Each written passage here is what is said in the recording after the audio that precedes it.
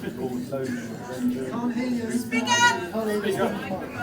Thank you very much to the Lord Lone Ranger, whose name I've just forgotten. I'm very sorry, but you were brilliant. Thank you. Thanks to Ellwood for having us. Not the Atfield. Thanks to Timothy, or Dr. TB, as we like to call him, Timothy Benson. Actually, it's his initials. Good crowd. Sorry, it's me again. I seem to be doing this every year recently, but I'm cheap. But I am the token cartoonist who's been invited up to speak, so that's a special thing. I'm the chairman of the PCO, the Professional Cartoonist Organisation, which you're all very familiar with, I'm sure. PCO stands for Professional Cartoonist Organisation. I've been looking around, and I noticed a lot of you are quite well groomed and well dressed and clean shaven and sober, so not everyone here is a cartoonist. So PCO, yes, we are the professional body of you represent professional cartoonists across the country, and we're the kind of paramilitary wing of the CCGB. That's the cartoonist laughing. That's the Cartoonist Club of Great Britain. They're much more amateur. And there's also the BCA, which is the British Cartoonist Association. They're more of a retired kind of older generation, so they're probably not here either. We've gone to there. So we sponsor 3 awards, three, the Pocket Cartoonist, Pocket Cartoon, and now the Gag Cartoon Award. I'll get to that in a minute.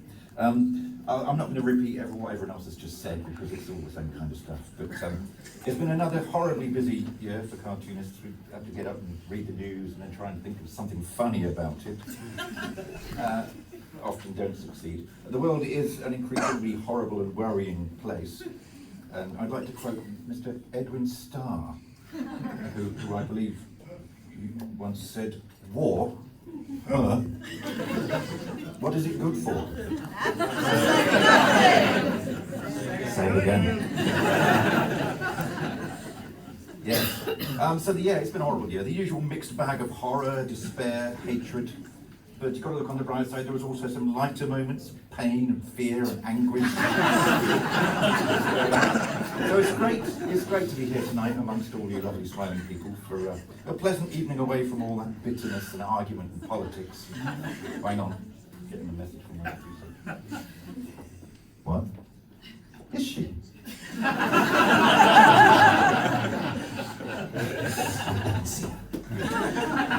Okay, well, forget that. Right, back in July, this is a nice happy bit now. Back in July, we, the PCO, we took it upon ourselves to do something nice, because we're relatively nice people. We were inspired by old Rob Jenrick's very selfish act. Selfless selfless removal of some age-inappropriate, unlicensed Disney cartoons from a migrant centre, 2 migrant centres down in Kent. He was sure that because they were age-inappropriate, they might offend the children, so he selflessly had them removed. This inspired us to create the Great British Colouring Book, which is it's like 100 different cartoonists contributed a drawing, black and white drawing, which we then produced as a book. And we distributed these to migrant centres through our supporters, 38 Degrees and the Refugee Council. We got it into the hands of children, including little tiny packets of crayons which they could use, which was very cute. So yeah, everyone we asked contributed. We are the bleeding heart liberal woke blog. Bunch of stoppies. Oh, thank you. I've got one here. Oh, no, I've got 2. I've got 2. Buy one, get one free. No. In fact, while I remember, we've been asking people to colour in their own pictures, the cartoonists. So there's one over there which is going to be a unique one, which we will somehow try and auction. We've got no idea how to do that, obviously, but that's the plan. Right, don't put it on top of your script. Right. So yes, obviously we got the left-leaning publications. We've got The Guardian, and we've got people from Private Eye, and we've got The Independent and so on. But we also got a lot of right-leaning publications, which was a very pleasant surprise, which shows me that all cartoonists are decent people. We got people from The Critic, the Spectator, the Sun, the Daily Mail, the Daily Telegraph. All these nice people provided us a free drawing, and we would like to thank them all if they're here. And what we discovered was there's nothing political or controversial about being nice to kids. So that's what we do.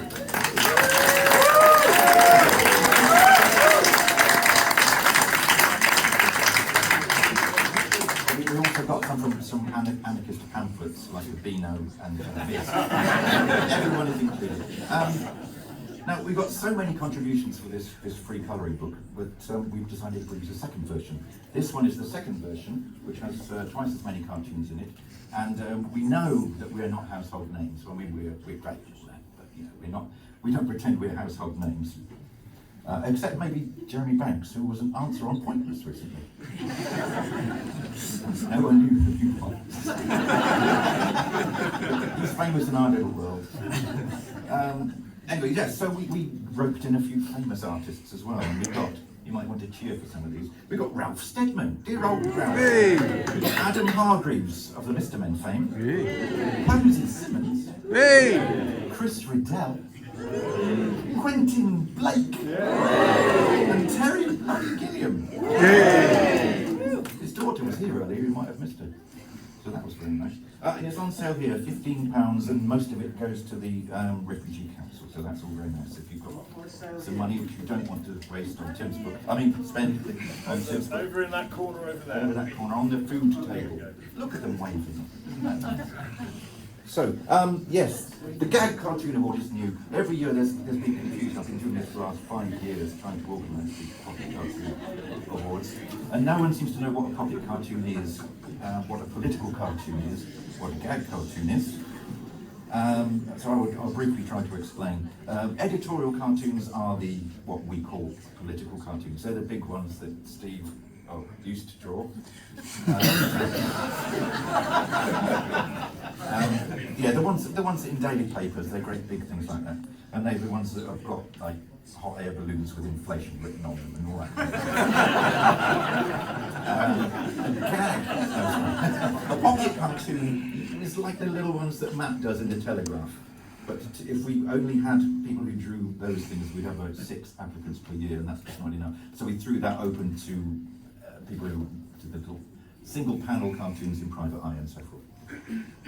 And that's what that is. And then we thought, what about the people who just do the gag cartoons? You know, things about cats and computers and wheelie bins and Tupperware and desert islands. Not so much these two. So I thought, let's do a new award for this year and call it the Gag Cartoon Award.